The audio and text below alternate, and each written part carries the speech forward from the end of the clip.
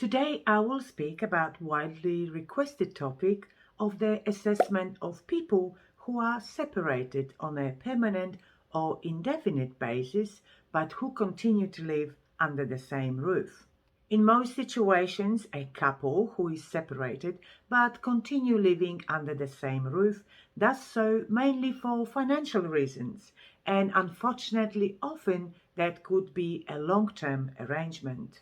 So if you are in this situation, not only you have to figure out how to organize your home and your day-to-day living arrangement to be able to live under the same roof with your ex, but additionally, you have to also deal with your finances that once used to be together money and now each partner is responsible for their share only. And to make things even more complex, you have to deal with the Centrelink office. It is usually not as simple as advising Centrelink that you have just become single. Centrelink will perform their due diligence and you have to prove that you are indeed separated and not just after the money from the government.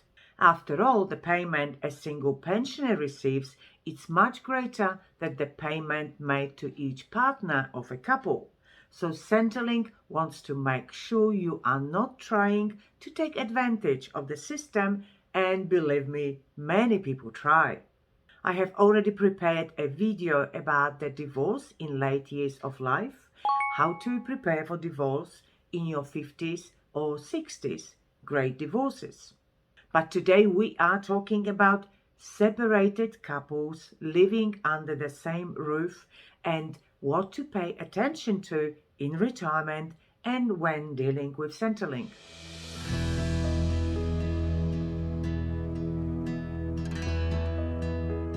My name is Katherine Isbrandt from About Retirement. I'm certified financial planner and you are watching About Retirement TV, the place where you can find all the important financial information you need when preparing for retirement or how to improve your retirement if you're already there.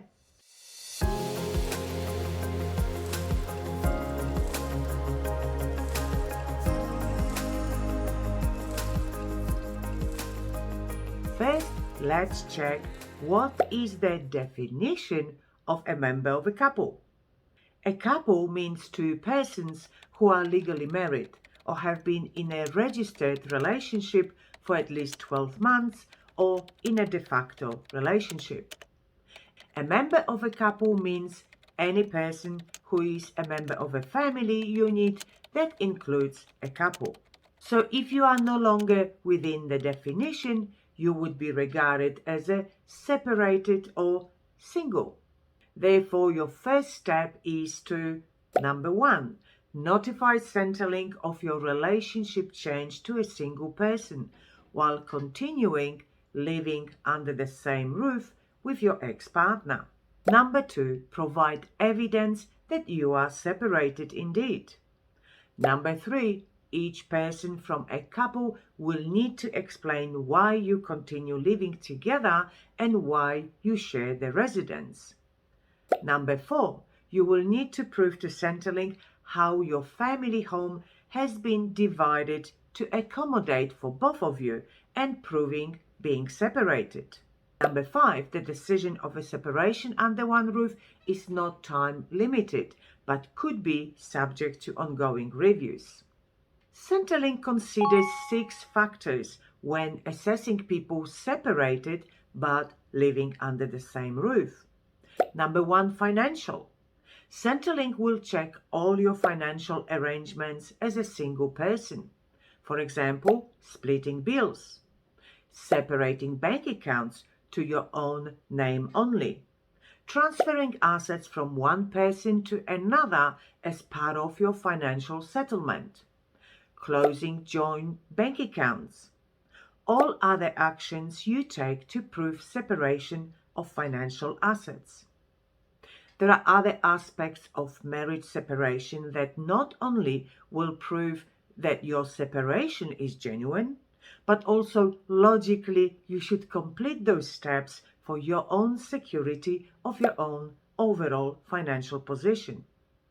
For example, advise ATO of your new status. Therefore, when completing your tax return, you no longer are providing details of income of your partner.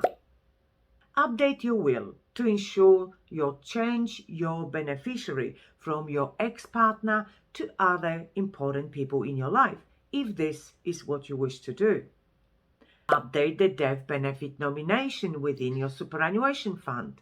Many people forget to do this, and your super balance might end up with your ex if you have not done anything about it.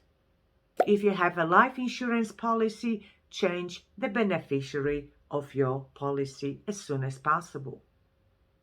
So as you can see, there are a number of steps for you to follow to ensure you are in the best financial position from the finance and Centrelink standpoint. But Centrelink will not stop there. Often your personal statements might not be enough for the Centrelink office to be convinced that you are genuinely separated. They will seek confirmation of a third party, not your friends and not your family. This is to establish if the separation is permanent or just temporary. And by third party, I mean people such as your solicitor, who assisted you in property settlement, your accountant, who would be updating all personal information that is required on your tax return, your financial planner, who would participate with advice or transactions to separate all assets between partners. If there are no independent sources available, then often a government social worker might need to investigate to provide the evidence required. Number 2, nature of household. You might be surprised by Centrelink might employ government officers to investigate if you have made your adjustments and changes within your family home that you share with your ex-partner, providing you have made all efforts to physically remove yourself from your ex-partner to live independently. They will obviously take into consideration shared spaces such as bathroom or kitchen, but will be looking for evidence of, for example, a roster agreement for certain activities such as cooking, for example, separate shopping, home maintenance, creating a new bathroom if that's what you can do. Number 3, responsibility for children. That in most cases does not apply to people preparing for retirement or those who are already retired and on age pension. Number 4, social aspect of your relationship. Centrelink will check, are your friends aware of your separation? Do you go on holidays separately? Has one person developed a relationship with a new person? Are you visiting your children separately? Number 5, presence of sexual relationship. Well, this is most likely self-explanatory. If you are having a sexual relationship with your ex-partner, he or she is not your ex. Therefore, Centrelink will continue considering you as a couple. And number 6, nature of the commitment. Centrelink will try to establish if there are any commitments you still have towards each other and how have you tried to distance yourself from your ex-partner. For example, withdrawal of intimacy and support. Do you still have any joint plans for the future?